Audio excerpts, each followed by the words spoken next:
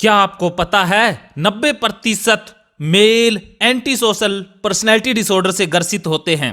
क्या आपको यह भी पता है कि 90% महिलाएं बॉर्डर लाइन पर्सनैलिटी डिसऑर्डर से ग्रसित होती है। क्या आप ये जानते हैं कि कानून की जरूरत सबसे ज्यादा एंटी सोशल पर्सनैलिटी डिसऑर्डर वालों को ही पड़ती है। क्या आपको पर्सनैलिटी डिसऑर्डर के बारे में पूरी नॉलेज है? क्योंकि आप ये समझ लीजिए कि 50% मानसिक बीमारियां पर्सनैलिटी डिसऑर्डर को ही होती है। और क्या आप ये भी जानते हैं कि 20 से 30% कुल आबादी का पर्सनैलिटी डिसऑर्डर वाले ही होते हैं।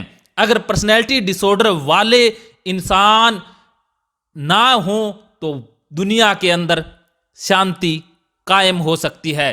क्या आप ये जानते हैं कि सोशल मीडिया पर लगभग पोस्ट पर्सनैलिटी डिसऑर्डर वाले ही डालते हैं। कुछ इंसान ऐसे होते हैं जो दूसरों को तंग करते हैं, कुछ इंसान ऐसे भी होते हैं जो दूसरों से तंग हो जाते हैं।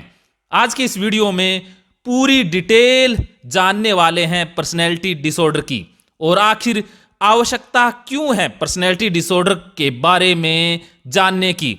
आप ये सोच रहे होंगे कि मैं ये जो बातें बता रहा हूं वो आपके किस काम की हैं। आज का वीडियो आपके लिए सबसे ज्यादा फायदेमंद वीडियो है, क्योंकि आज के वीडियो से आप वो कुछ जान पाएंगे जो आपकी शांति के लिए आवश्यक हैं, जो आपके परिवार की सलामती के लिए भी आवश्यक हैं।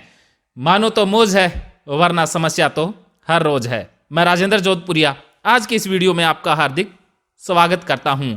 गुड न्यूज, 2 दिवसीय भागवत गीता कथा मोहाली चंडीगढ़ में होने जा रही है। उसमें आप सादर आमंत्रित हैं, और तारीख रहेगी 12 और 13 फरवरी। Overview of personality disorder. Personality disorder हम किन्हें कहते हैं? जब आपकी वजह से कोई इंसान परेशान हो या आप किसी को परेशान कर दें, तब हम डिसऑर्डर शब्द का इस्तेमाल करते हैं। और ज़्यादातर दूसरों को परेशान पर्सनैलिटी डिसऑर्डर वाले करते हैं, और दूसरों से परेशान भी पर्सनैलिटी डिसऑर्डर वाले ही होते हैं। समाज के अंदर लोग एक्सट्रोवर्ट होते हैं जो अपनी फीलिंग को बताते नहीं हैं, अपने आप से ही प्रॉब्लम को सॉल्व कर लेते हैं। दूसरे प्रकार के लोग वो होते हैं जो अपनी फीलिंग को एक्सप्रेस कर देते हैं, दूसरों को बता देते हैं, लेकिन इनकी वजह से ना खुद को प्रॉब्लम होती है ना दूसरों को। अगर दूसरों को प्रॉब्लम हो और खुद को प्रॉब्लम हो तो समझ लेना कि कहीं ना कहीं गड़बड़ पर्सनैलिटी में है। और 50% मानसिक बीमारियां भी पर्सनैलिटी डिसऑर्डर को ही होती है। सोशल मीडिया के ऊपर जितनी पोस्ट आप देखते हैं, क्योंकि सोशल मीडिया एक ऐसा प्लेटफॉर्म है जो आपकी शक्ल को फिल्टर लगा करके बहुत सुंदर बना देता है, और ज़्यादातर पोस्ट पर्सनैलिटी डिसऑर्डर वाले ही share. Anti social personality disorder वाले हथियारों की फोटो, किसी को मारते हुए फोटो, अपनी बॉडी को, अपने डोले सोले या अपने शरीर का प्रदर्शन करेंगे। अगर कोई महिला पर्सनैलिटी डिसऑर्डर से पीड़ित है तब भी वो अपनी बॉडी का प्रदर्शन सरेआम सोशल मीडिया के ऊपर करेगी। ज़्यादातर जो पंजाबी तड़क भड़क वाले या हथियारों से संबंधित या गुंडागर्दी वाले गाने बनते हैं वो भी पर्सनैलिटी डिसऑर्डर वाले ही बनाते हैं। मैं इसके बारे में एक दूसरा वीडियो भी बनाऊंगा। तो पर्सनैलिटी डिसऑर्डर के बारे में जानना आपको बहुत आवश्यक है। खास करके एंटी सोशल पर्सनैलिटी डिसऑर्डर वाले कानून की धज्जियां उड़ाते हैं, कानून विरोधी व्यक्तित्व। पर्सनैलिटी डिसऑर्डर, अगर एंटी सोशल पर्सनैलिटी डिसऑर्डर न हो तो जेलें खाली हो जाएंगी। पर्सनैलिटी डिसऑर्डर का कारण मूलतः जीन ही होते हैं। माँ बाप से हमें जीन मिलते हैं, और उन्हीं जीन के द्वारा हम पर्सनैलिटी डिसऑर्डर को विकसित कर लेते हैं। एक कहावत आपने सुनी होगी, करेला और नीम चढ़ा। हमें जीन्स माता पिता से पर्सनैलिटी डिसऑर्डर वाले मिल गए, और हमें माहौल भी ऐसा मिला जिस माहौल में हथियार रखना, दूसरों को मारना पीटना, बदले लेना, गुंडागर्दी करना, गालियां निकालना सरेआम है। बुलेट पर गेड़े शेड़े लगाना और मूंछों को ताव देना सरेआम है। दूसरों को आहत करना, पीटना आम बात है।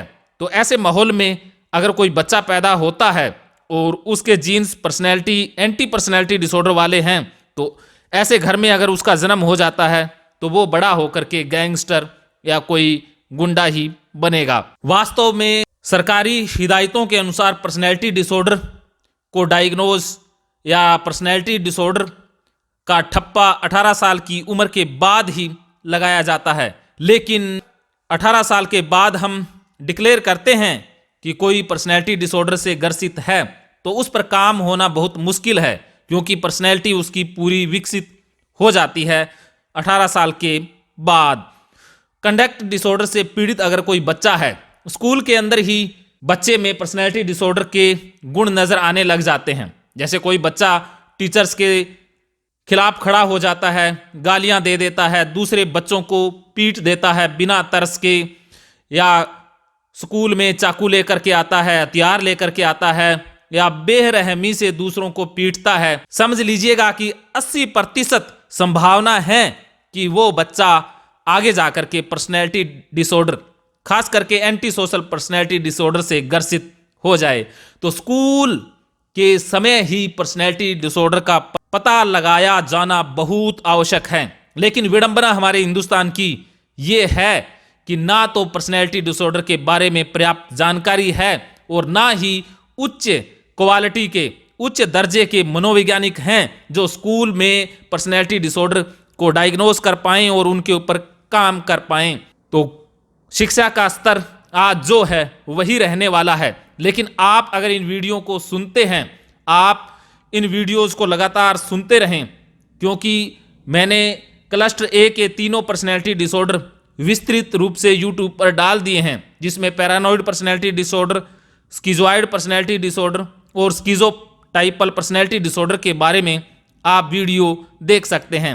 और आने वाले दिनों में क्लस्टर बी के, जिसमें anti social personality disorder, borderline personality disorder, histrionic personality disorder और नार्सिसिस्ट पर्सनैलिटी डिसऑर्डर के ऊपर भी मैं डिटेल वीडियो आने वाले दिनों में यूट्यूब के ऊपर अपलोड कर दूंगा। और उसके कुछ दिनों बाद क्लस्टर सी की पर्सनैलिटी, जिसमें डिपेंडेंट पर्सनैलिटी व ओसी पर्सनैलिटी के ऊपर भी मैं डिटेल वीडियो आप तक पहुंचा दूंगा। इसके अलावा अन्य कुछ पर्सनैलिटी डिसऑर्डर के वीडियो स्पेशली आपके फायदे के लिए भी मैं बनाता रहूंगा।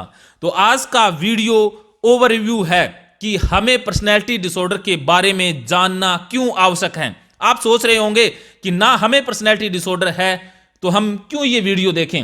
आपको नहीं है, लेकिन आपके अगर परिवार में कोई पर्सनैलिटी डिसऑर्डर से ग्रसित है, तब भी आपको उसके साथ डील करना आना चाहिए, क्योंकि हम सामाजिक प्राणी हैं, इंसान सामाजिक प्राणी हैं। समाज में आपका आमना सामना एंटी सोशल पर्सनैलिटी डिसऑर्डर या अन्य पर्सनैलिटी डिसऑर्डर से होगा ही होगा। तब आप उनके साथ कैसे व्यवहार करेंगे, कैसे डील करेंगे, ये वीडियो आपकी मदद करेंगे। मैं इन वीडियोस में आने वाले दिनों में ओवरव्यू ऐसा बताऊंगा कि प्रत्येक पर्सनैलिटी डिसऑर्डर के साथ डील कैसे करना है। आज का वीडियो मूलभूत वीडियो है। हर इंसान अपनी गलतियों से सीखता है, लेकिन खास करके क्लस्टर ए वाले और बी वाले अपनी गलतियों से सीखते ही नहीं हैं। ये तो अपनी गलती मानते ही नहीं है, क्योंकि इनमें एक खास गुण होता है, वो है ईगोसिंटोनिक, क्योंकि इनको अपनी गलती का एहसास होता ही नहीं है। इनको लगता रहता है कि गड़बड़ी इनके अंदर नहीं दूसरों में है, तो ये दूसरों को ठीक करने में या दूसरों को दोष देने में लगे रहते हैं। अपने आप को हमेशा ये ठीक मानते हैं।